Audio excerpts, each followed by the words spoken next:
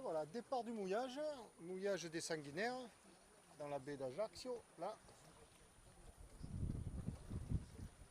Donc jour 2, jeudi, 18 juin.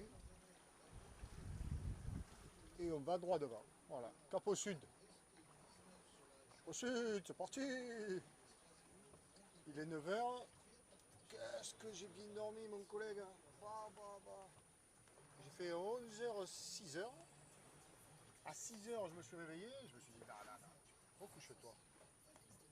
Et je me suis rendormi. Et j'ai bien dormi. Voilà, là on a un bon petit zef. Là, si ça pouvait rester comme ça, un bon petit moment. On croise les doigts, on y croit. On y croit, on y croit. Voilà, il est 11 h. On approche du Capo Muro. Toujours dans le golfe d'Ajaccio. Et le vent s'est bien levé. Conformément aux prévisions, c'est du sud-ouest. Alors sud-ouest, dans la tronche. Pif poil. Mais c'est pas grave, on va gérer ça. Au moins on avance, au moins il y a du vent. Il y a de l'air. Pour l'instant on a tout dessus. Mais je commence à me poser la fatidique question éternelle, faut-il réduire, ne faut-il pas réduire? À un moment ou à un autre, je pense que je vais réduire.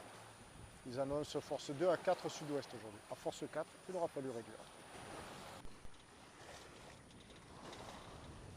Droit devant, le sud du golfe de Valenco. Voilà, la sortie sud. Le golfe de Valenco, c'est là-dedans. Au fond, Propriane.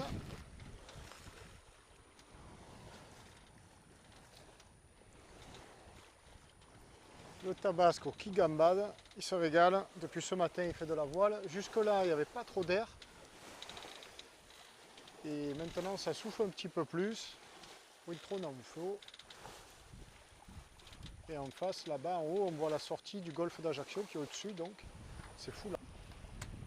Mais voilà, ça glisse depuis 14 h 30, je crois.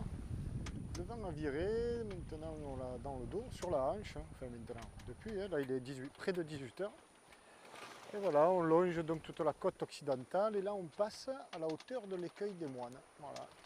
Attention, attention, bon il est bien signalé, mais il est à 2000 de la côte.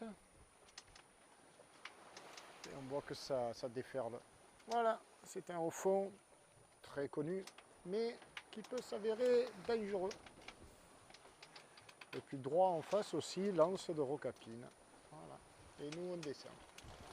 Bon, les outils de la navigation. Les outils, c'est-à-dire, qu'avons-nous pour non pas nous repérer, mais oui, quand même, nous repérer. Par exemple, on est là. Ce soir, on va aller mouiller ici, dans cette baie. Ok, je l'ai. Premier outil, le lecteur de carte. Mais dans cette baie, bon, le lecteur de carte, on voit bien, les hauts fonds sont marqués, mais c'est peut-être pas assez précis. Donc, qu'est-ce qu'on a d'autre? Moi, ce que je conseille vivement, comme indispensable à bord, c'est le pilote côtier. Voilà, pilote côtier. Alors, pas forcément cette édition-là, on s'en fout, quoi. Il en existe en plein d'éditions différentes. Là-dedans, qu'est-ce qu'on y trouve? C'est indispensable à mes yeux parce qu'on y trouve l'explication précise de chaque mouillage. Voilà. Chaque mouillage est expliqué. Alors là, ce soir, moi, je prévois d'aller à l'anse de Paragnano. C'est ici. Il y a le croquis, le même que sur le lecteur de cartes, si on veut, quoi, en gros. Mais l'explicatif. Ils nous disent de quoi sont constitués les fonds, roches, sable, pierre. Est-ce que ça accroche? Est-ce que c'est bien abrité du Libeccio, de l'ouest, du sud-ouest? Et voilà, ça, on peut s'y fier. Et ça, il le faut absolument, quoi. Et puis c'est sympa de préparer sa nave le matin en se disant tiens, si je marche bien, j'arriverai là, je vais aller mouiller là, et ainsi de suite, ou sinon je vais aller là. Là, moi c'est ce qu'on va voir ensuite, le bloc marine dont j'ai découpé les cartes, quoi. Alors les cartes elles sont assez sommaires, mais c'est sympa pour se repérer encore une fois. On voit que là on vient de passer donc, ici, voilà. Voilà, on est passé là. Et donc on file comme ça. Et on va aller donc hop derrière, ça, on arrive là comme ça, et là il y a le port de Bonifacio, et on va aller là. Et moi je marque sur là, pilote côtier, page 183, pour m'y retrouver plus précisément, voilà, pilote côtier, page 183. Donc on a ça, c'est très intéressant, à mes yeux indispensable, parce que quand on ne connaît pas, eux ils connaissent pour nous, il faut absolument s'y référer. Voilà, on passe les moines. Et après, il y a bien évidemment la carte. La carte, alors la carte, elle est là. Alors, en fonction de l'échelle plus ou moins précise, bon, il vaut mieux une bonne échelle. Moi, là, c'est une carte qui compte toute la Corse. Donc, ben voilà, ce matin, on est parti de là. Et on a fait toute la route. Voilà, bon, c'est très dur d'une main de le déplier. Et le bloc marine, c'est ici. C'est ce dont je vous parlais. Je parlais tout à l'heure. Voilà. Et lui, alors lui, il détaille plus particulièrement les ports. Mais il décrit aussi la côte, puis il est très très complet avec tous les règlements au début, avec voilà, la nature. Donc ça, le bloc marine aussi, peut-être pas acheter toutes les années parce que c'est une édition, mais très très sympa, enfin, presque indispensable. Voilà, petite revue de ce qu'il faut pour faire une bonne navigation, l'anticiper, la préparer et la rendre le plus agréable possible. Ne pas la subir, mais surtout ne pas se fier qu'au GPS et au lecteur de carte.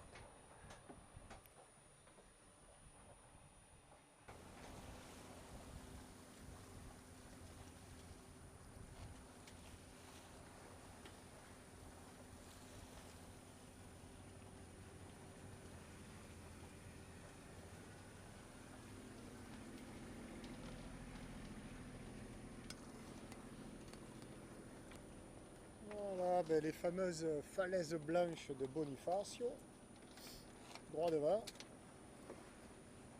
Et là, le Capo di Feno, avec cette tour carrée, assez unique. Enfin unique, je ne sais pas, mais en Corse, elles sont toutes rondes, les tours génoises. Et là, ils nous ont fait une tour carrée avec la base blanche, assez au bord de l'eau. C'est à ça qu'elle est identifiable. Et derrière, donc, il y a une calanque. Et c'est là que nous allons aller passer la nuit, en croisant les doigts pour qu'elle soit bien suffisamment abritée. Mais ça devrait être le cas, je le pense. Voilà. Et en face là-bas, on aperçoit la Sardaigne, le Nord Sardaigne. Je ne sais pas si on le verra sur les images, mais à l'œil nu, on le voit bien. Bon, on finit au moteur parce qu'on était plein fer vent arrière, hein, vent et houle arrière, donc si je ne voulais pas arriver à la nuit, parce que c'est un peu délicat de prendre le mouillage à la nuit. Donc on a mis un peu de moteur. Voilà.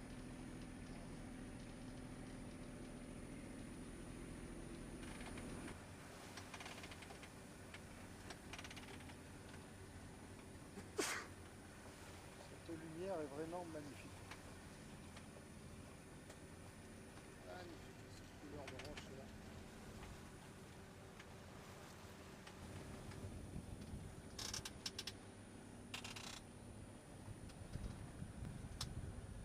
Là-bas, l'entrée de Bonifacio.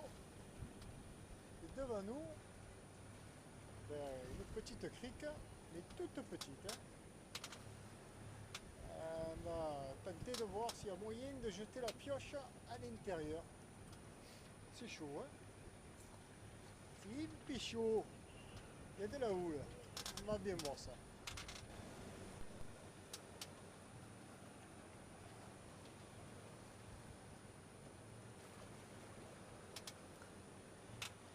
Toujours est-il que c'est magnifique. On a bien fait de venir. Je ne sais pas si on va pouvoir y rester. On a bien fait d'y venir.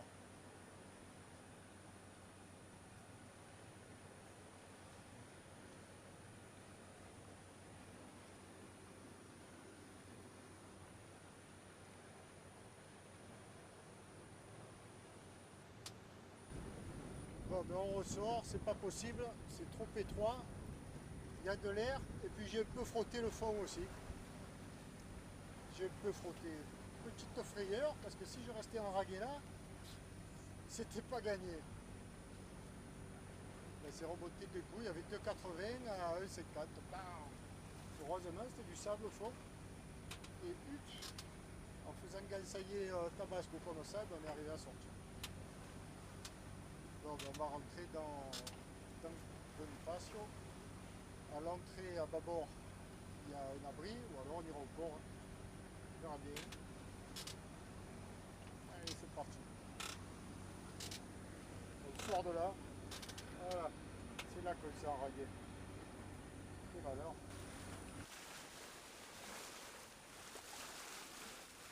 Et voilà, le deuxième coucher de soleil en Corse. Alors, ben, nous, on file. Hein. On file sur la côte orientale. Et on passe devant l'entrée de Bonifacio. Ici. Voilà. Nous, on va aller mouiller au golfe de Santa Manza. Le mouillage de Santa Manza.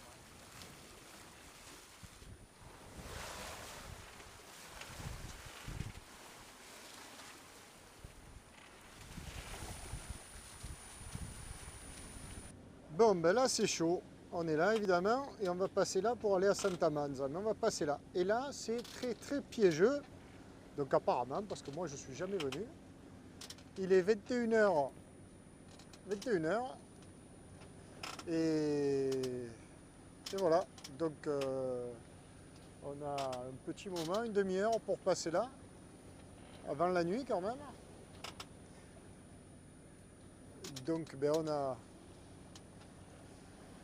le traceur et puis le livre, le pilote côtier dans lequel voilà, il nous explique bien là la passe, faire un cap 586 après un cap 228.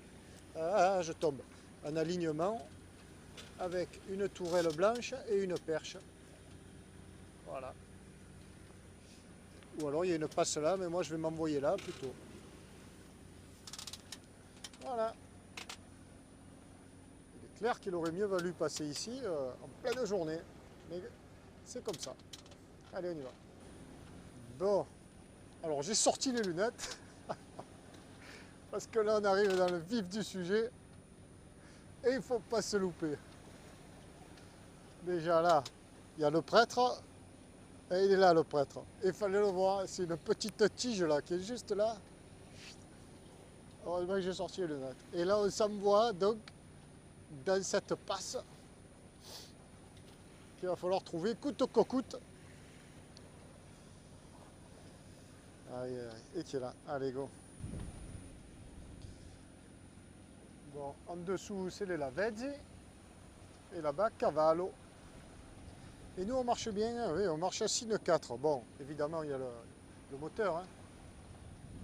Il y a du moteur, mais pas énorme, à 2000 tours. 1008 même, je pense.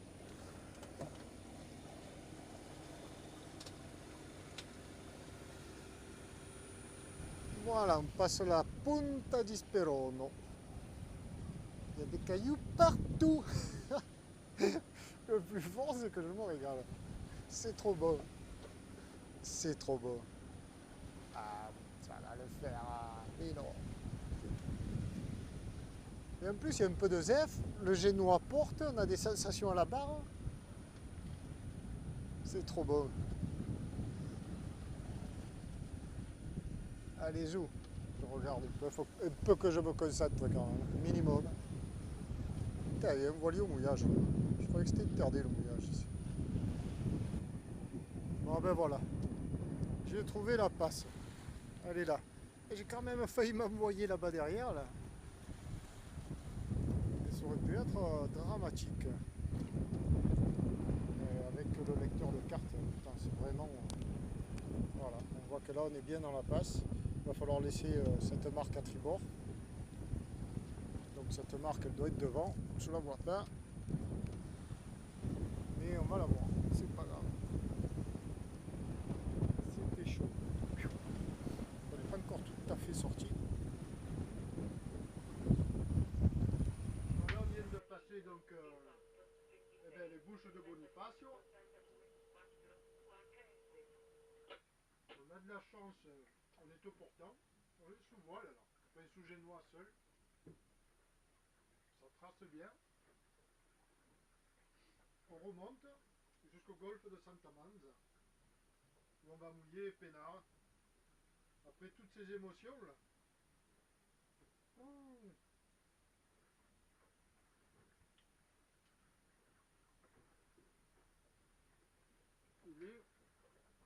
22h, moins 5.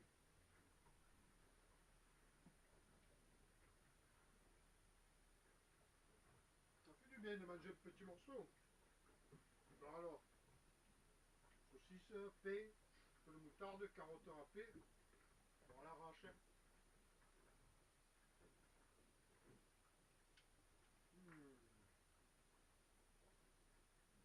Ça on arrive. De nuit, je ne connais pas. Jette la pioche. Et après on est tranquille. Et on aura mangé. C'est du bien. Voilà, il est 6 h du mat. Et je suis déjà levé. Alors ça me donne l'occasion de voir ce beau lever de soleil, de découvrir où nous sommes, mais c'est un peu tôt quand même. J'aurais bien dormi un peu plus, mais bon, il y a ce vent fort. C'est joli, hein.